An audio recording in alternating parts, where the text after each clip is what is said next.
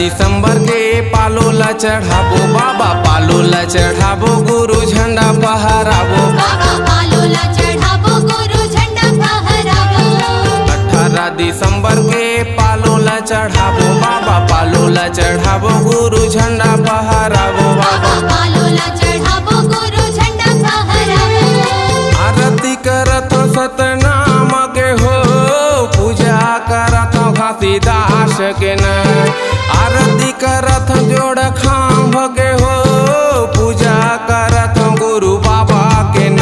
जय हो घासीदास, जय हो गुरु बाबा, पूजा करत जोड़ खांभ के। जय हो घासीदास, जय हो गुरु बाबा, पूजा करत जोड़ा खाम के।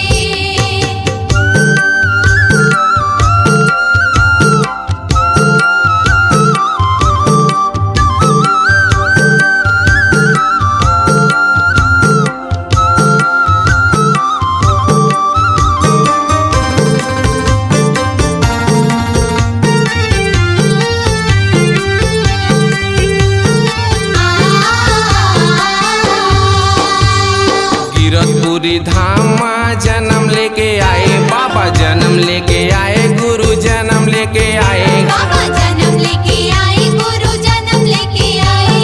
गिरतपुरी धाम जन्म लेके आए बाबा, जन्म लेके आए गुरु जन्म लेके आए, बाबा जन्म लेके आए, गुरु जन्म लेके आए।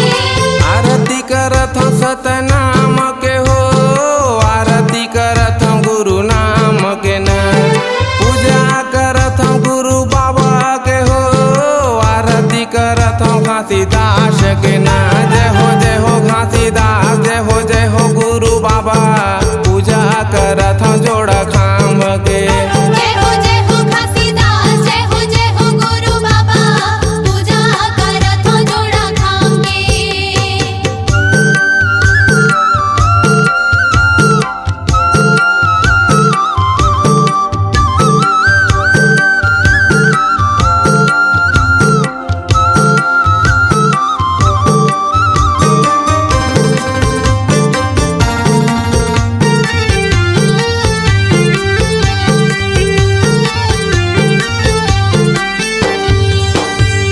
चरण गुन के पानी में तय हमला तारे बाबा, तय हमला तारे गुरु, तय हमला तारे बाबा तय हमला तारे, गुरु तय हमला तारे। चरण गुन के पानी में तय हमला तारे बाबा, तय हमला तारे गुरु, तय हमला तारे बाबा तय हमला तारे, गुरु तय हमला तारे। आरती करत सतनाम के हो, आरती करत गुरु नाम के न, आरती करत सतनाम के हो, आरती करत गुरु नाम के न। जय हो घासीदास, जय हो गुरु बाबा, पूजा करत जोड़ खांभ के। जय हो घासीदास, जय हो गुरु बाबा, पूजा करत जोड़ा खाम के। आरती करत सतनाम के हो, आरती करत गुरु नाम के गा, आरती करत सतनाम के हो, आरती करत गुरु नाम के ना। जय हो घासीदास, जय हो गुरु बाबा, पूजा करत जोड़ खांभ के।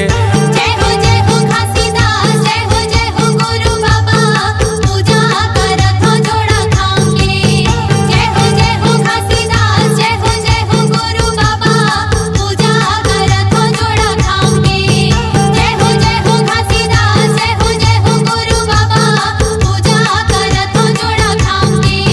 जय हो घासीदास, जय हो गुरु बाबा, पूजा करत जोड़ा खाम के। आप सुन रहे हैं टामन साहू के आवाज में ये पंथी गीत। प्रोग्राम हेतु संपर्क करें 9685706065। आपकी आवाज ही आपकी पहचान है। यदि आप अपनी आवाज को एक नया आयाम देना चाहते हैं तो चले आइए मल्टी ट्रैक डिजिटल रिकॉर्डिंग के लिए AVM audio video studio Khamtarai Raipur. Mobile number 9301523929 और 7869646201। यदि आप नए एवं पुराने गीत सुनना चाहते हैं तो avmgana.com में जाकर गाना फ्री डाउनलोड करें और YouTube चैनल में AVM गाना और KK कैसेट्स को सब्सक्राइब करें।